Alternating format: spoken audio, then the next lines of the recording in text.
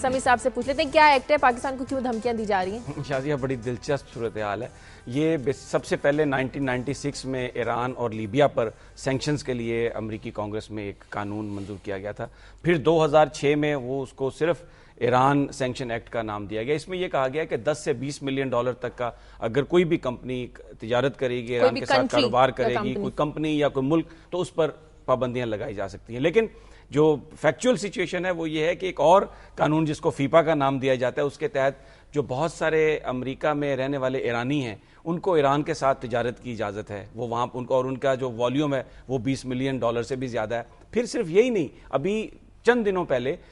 حکومت امریکہ نے کازائی گورنمنٹ کو اس بات کی اجازت دی کہ وہ ایران کے ساتھ تیل لینے کا معاہدہ کرے. تو یہ ہپوکریسی کس تو میں آپ اس کے اچھا اب یہ جو سارا معاملہ ہے نا, پاکستان پر جو پابندی لگانے کی بات کی جا رہی ہے کہ جی وہ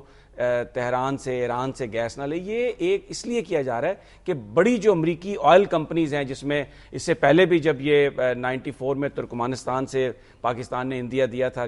گیس لانے کا, تو یہ انہوں نے امریکنز طالبان اس کو مانتے نہیں تھے, لیکن امریکی سفیر نے جا کے طالبان حکومت سے بات کی تھی کہ جو ارجنٹائن کی کمپنی ہے اس کو یہ سودا نہ دیں اور امریکن کمپنی یونوکول کو یہ ایگریمنٹ دیں. اب بھی امریکہ جو یہ پابندیاں لگا رہا ہے پاکستان پر, پریشر ڈال رہا ہے کہ ترکمانستان سے آپ منگوائیں سب کچھ, انڈیا کے ساتھ کر لیں, اور لیکن اس لیے کہ ترکمانستان میں جو ساری گیس ایکسپلوریشن ہے اس کا جو کانٹریکٹ ہے وہ امریکی کمپنیوں کو دلائے جانے کی کوشش کی جا رہی ہے. ابھی وہ رکا اس لیے ہوا ہے کہ ترکمانستان کے اندر ایک اپنا قانون ہے جس میں وہ جو رائٹس ہیں بیرونی کسی کمپنی کو دینے کے لیے تیار نہیں ہے, لیکن امریکی یہ چاہتے ہیں کہ پاکستان جو بھی اب گیس لے وہ ایران کی بجائے ترکمانستان سے گیس لے, کیونکہ وہ بڑا اس میں پیسہ ہے اور اس میں ڈائریکٹ امریکن کمپنیوں کی انویسٹمنٹ ہے. تو بیسیکلی یہ سارے کا سارا جو معاملہ ہے, کیونکہ یہ امریکہ ایک کیپٹلزم ایک نظام ہے, تو یہ جو سارے نمائندے ہیں یہ ان کے پیچھے لابنگ کرنے والی بہت بڑی بڑی کمپنیاں ہیں. تو یہ وہ پالیٹکس ہے بنیادی طور پر ان کمپنیوں کی پالیٹکس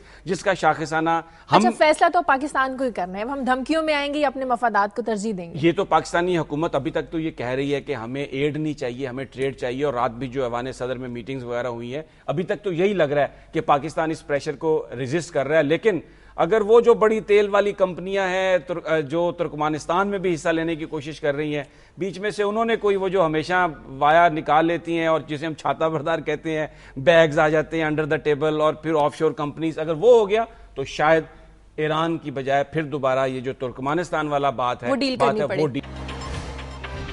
خبر یہ ہے, دیکھیے صبح 8:05 پر صرف دنیا نیوز پر.